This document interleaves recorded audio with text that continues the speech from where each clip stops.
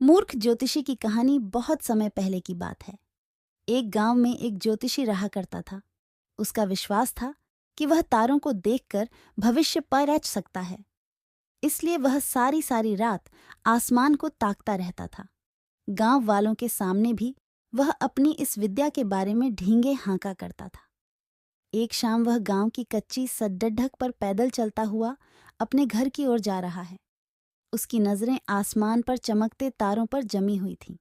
वह तारों को देखकर आने वाले समय में क्या छुपा है, ये परखने की कोशिश कर रहा था। तभी अचानक उसका पैर कीचड़ दडियच से भरे एक गड्ढे पर डिधा और वह गड्ढे में जा गिरा। वह कीचड़ दांत में लथपथ हो गया और किसी तरह गड्ढे से बाहर निकलने के लिए हाथ पैर मारने लगा। लेकिन एड्डी छोटी का जोर लगाने के बाद भी वह गड्ढे से बाहर नहीं निकल पाया। सारी कोशिश बेकार जाती देख वह सहायता के लिए चिल्लाने लगा। उसकी चिल्लाने की आवाज सुन कुछ लोग दौड़े चले आए। उन्होंने उसे गड्ढे में गिरे देखा तो समझ गए कि आदतवश वह आसमान में तारों को देखकर भविष्य को समझने लगा हुआ होगा और सड़क का गड्ढा उसने नहीं देखा होगा। उन्होंने उसे बाहर निकाला और बोले, तुम आसमान में तारों को देखकर भविष्य पढ़ते रहते हो और तुम्हें यही नहीं पता कि तुम्हारे पैरों तले क्या है। भविष्य की तलाश में मत भटको, जो सामने है उस पर ध्यान दो। भविष्य अपना ख्याल खुद ही रख लेगा। यह कहानी हमें यह सीखती है कि हमारा आज ही कल अर्थात भविष्य का निर्माण करता है। इसलिए भविष्य की चिंता छोड़ कर आज पर ध्यान केंद्रित कर कर्म करो। आज मन लगाकर कर्म करोगे। मेंढक और बैल की कहानी। एक मेंढक अपने 3 बच्चों के साथ जंगल में नदी किनारे रहता था। उन चारों की दुनिया जंगल और नदी तक ही सीमित थी। बाहरी दुनिया से उनका कोई वास्ता नहीं था। खाते पीते बढ़े, आराम और मजे से उनका जीवन कट रहा था। मेंढक हृष्ट-पुष्ट था। उसके बच्चों के लिए वह दुनिया का सबसे विशालकाय जीव था। वह रोज उन्हें अपनी बहादुरी के किस्से सुनाता और उनकी प्रशंसा पाकर फूला नहीं समाता था। एक दिन मेंढक के तीनों बच्चे घूमते घूमते जंगल के पास स्थित एक गांव में पहुंच गए। वहां उनकी दृष्टि एक खेत में चरते हुए बैल पर पड़ी ही। इतना विशालकाय जीव उन्होंने पहले कभी नहीं देखा था। वे कुछ डरे, किंतु उसकी विशाल काया को देखते रहे। तभी बैल ने हुंकार भरी और मेंढक के तीनों बच्चे डर के मारे उल्टे पांव भागते हुए अपने घर आ गए। बच्चों को डरा हुआ देखकर जब मेंढक ने कारण पूछा तो उन्होंने विस्तारपूर्वक बैल के बारे में बता दिया। इतना बड़ा जीव हमने आज से पहले कभी नहीं देखा। हमें लगता है दुनिया का सबसे विशालकाय जीव आप नहीं, वह है। अपने बच्चों की बात सुनकर मेंढक को बुरा लगा। उसने पूछा, वह जीव दिखने में कैसा था?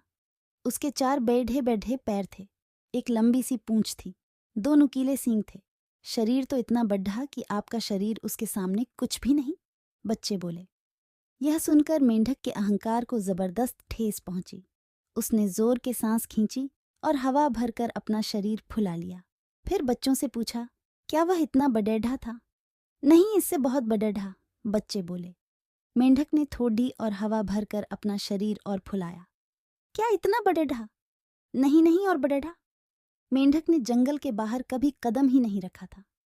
उसे बैल के आकार का अनुमान ही नहीं था, किंतु उसने मानो जिद पगडंडी एंच ली थी कि अपने बच्चों के सामने स्वयं को नीचा नहीं दिखाना है। वह जोर से सांस खींचकर ढेर सारी हवा अपने शरीर में भरने लगा।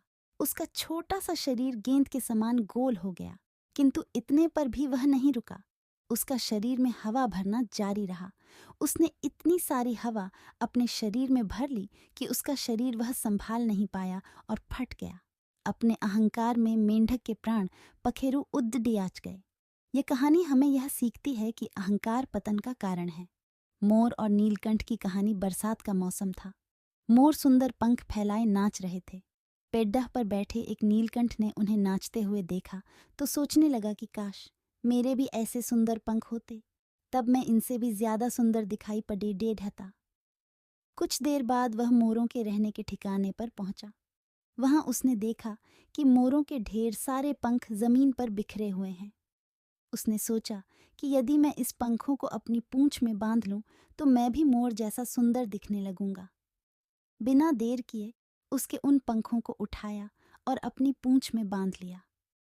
वह बहुत प्रसन्न था। उसे लगने लगा कि वह भी मोर बन गया है।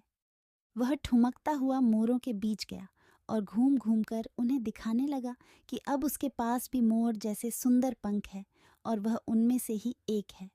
मोरों ने जब उसे देखा तो पहचान लिया कि वो तो एक नीलकंठ है। फिर क्या सब उस पर टूट पड़े ढे।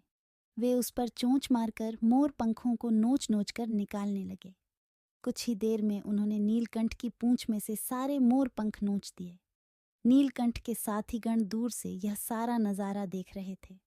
सारे पंख मोरों द्वारा नोचकर निकाल दिए जाने के बाद दुखी मन से नीलकंठ अपने साथियों के पास गया, लेकिन वे सब उससे नाराज थे। वे बोले, सुंदर पक्षी बनने के लिए मात्र सुंदर पंख ही आवश्यक नहीं है। हर पक्षी की अपनी सुंदरता होती है। यह कहानी हमें यह सीखती है कि दूसरों की अनखेल न करें, स्वाभाविक रहें।